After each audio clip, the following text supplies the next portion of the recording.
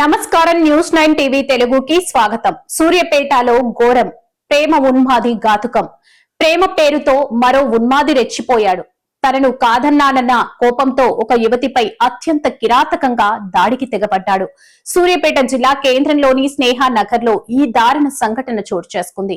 తను ప్రేమించిన యువతి తనను దూరం పెడుతుందనే కక్షతో ఒక యువకుడు మృగంగా మారాడు.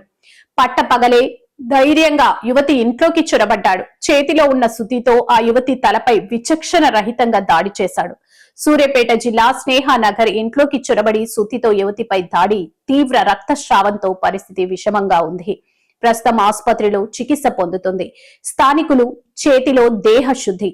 యువతి ఆర్ధనాదాలు విన్న స్థానికులు వెంటనే అప్రమత్తమయ్యారు. పారిపోవడానికి ప్రయత్నించిన నిందితుడిని వెంటాడి పట్టుకున్నారు. ఆగ్రహంతో ఊగిపోయిన స్థానికులు అతడిని విద్యుత్ స్తంభానికి కట్టేసి దేహశుద్ధి చేశారు. సమాచారం అందుకున్న పోలీసులు ఘటనా స్థలానికి చేరుకుని నిందితుడిని అదుపులోకి తీసుకున్నారు. ప్రేమ పేరుతో ప్రాణాలు తీయడమేనా నీ సంస్కృతి అంటూ స్థానికులు నిందితుడిపై విరుచుకుపడ్డారు. ప్రస్తుతం బాధితురాలు ప్రాణాపాయ స్థితిలో కొట్టుమిట్టాడుతుంది. ఆమెను మెరుగైన చికిత్స కోసం ఆసుపత్రికి తరలించారు. ఈ ఘటనతో స్నేహనగర్ ఒక్కసారిగా ఉలిక్కిపడింది.